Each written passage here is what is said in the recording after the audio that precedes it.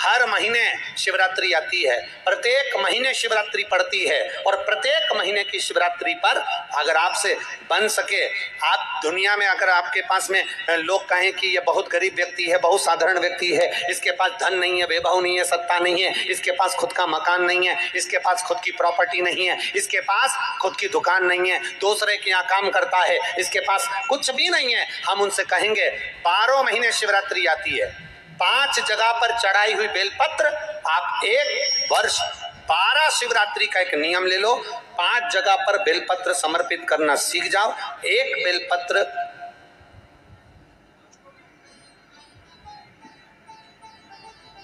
ये शिवलिंग, ये जलाधारी, बहुत ध्यान से देखना, ये चरण जहां से जल नीचे गिरता है, गणेश जी का स्थान, कार्तिकेय जी का स्थान, यह हस्तकमल, माता पार्वती जी का हाथ हस्तकमल, शिवलिंग, भगवान शंकर का स्थान। ऊपर से जो एक एक बूंद जल शिवलिंग के ऊपर गिर रहा है, शंकर भगवान की 5 बेटियां जया, विषहरा, सामरीबारी, दौतली, देव, बीच में जो एक मोटी सी लाइन है वो शंकर भगवान की छोटी लड़की, क्या नाम है, अशोक सुंदरी। ये पूरे शिवलिंग का वर्णन। 5 जगह पर बेलपत्र, 5 स्थान पर बेलपत्र, 12 महीने की शिवरात्रि। आप दूसरे के यहाँ काम कर रहे हो, नहीं है नौकरी, नहीं है काम, दूसरे के मकान में रह रहे हो, खुद का मकान भी नहीं, खुद का प्लाट भी नहीं, खुद की प्रॉपर्टी भी नहीं, बहुत संघर्ष की जिंदगी जी रहे हो, ठेला धका रहे, लॉरी चला रहे, गाड़ी चला रहे, ऑटो चला रहे, अपने लिए करने का प्रयास करना।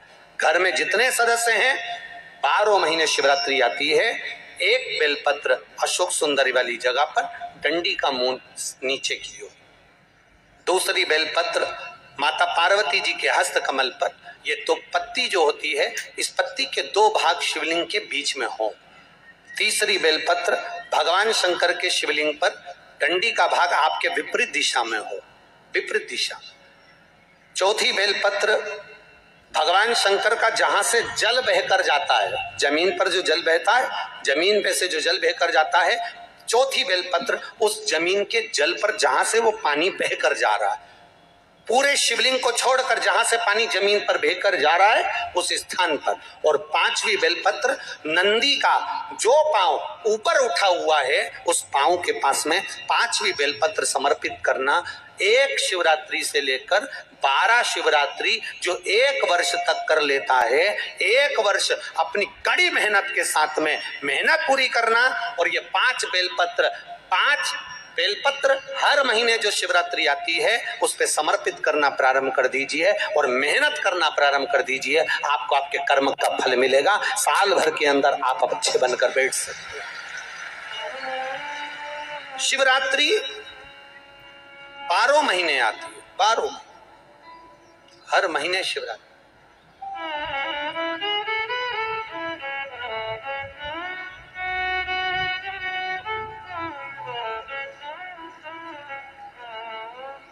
और महाराज जब वो कृपा करता है तो कोई साधारण नहीं करता। आपको पहले भी कथाओं में कहा, आपको पहले भी वर्णन किया, आपको पहले भी निवेदन किया, आपको पहले भी कहा, देवता देते हैं तो पल्ला झाड़ कर देते हैं, देवता देते हैं तो पल्ला झाड़ कर देते हैं, और मेरा देवघर वाला देता है तो छप्पर फाड़ कर देता है। मेरा देव अधिदेव महादेव देता है तो छप्पर फाड़ कर देता है। कोई साधारणता में मेरा बाबा कभी नहीं देता, साधारणता में मेरा बाबा देता ही नहीं। इसमें एक नियम भारी है, वो नियम का स्मरण करना कि नियम कैसा चाहिए। आप कर्जे में हो गए, परेशान हो गए, टेंशन में आ गए, जिंदगी बेकार सी लग रही है, निवेदन है मेहनत करना। जो काम को कर रहे हो, जो दुकान लगा रहे हो, जो कार्य कर रहे हो, ठेला चला रहे हो, ऑटो चला रहे हो, चलाते रहो, पर उसके साथ में बाबा पर भरोसा रखो। इसमें एक नियम भारी है। कौन सा नियम?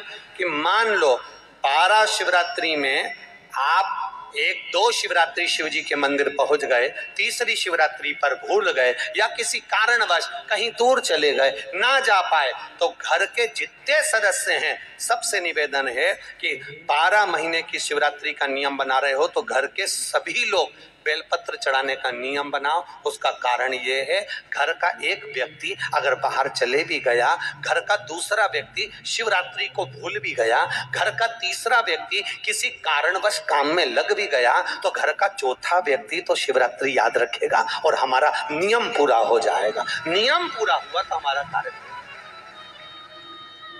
हम उस नियम को पूरा करें, हम उस कार्य को पूरा करें।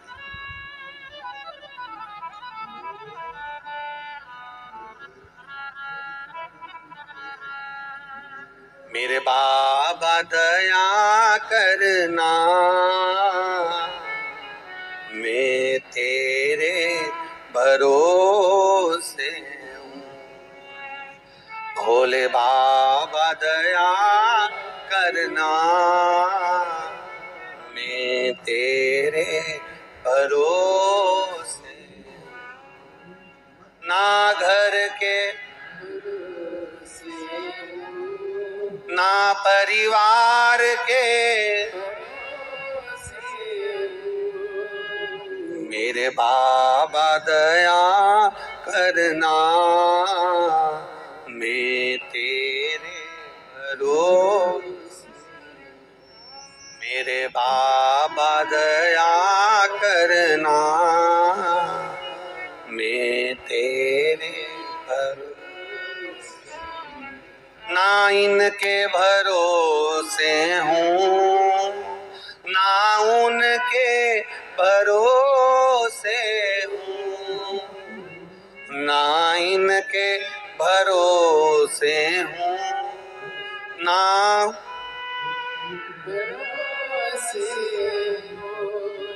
मेरे बाबा दया करना, मैं तेरे भरोसे, मेरे बाबा दया करना, मैं तेरे भरोसे। हम उसके सहारे रहें, हम उसके भरोसे रहें। जब हमारा विश्वास दृढ़ होगा, 5 बेलपत्र के नियम को जब हम समझ जाएंगे, हमारी जिंदगी सार्थक हो जाएगी, हमारा जीवन धन्य हो जाए।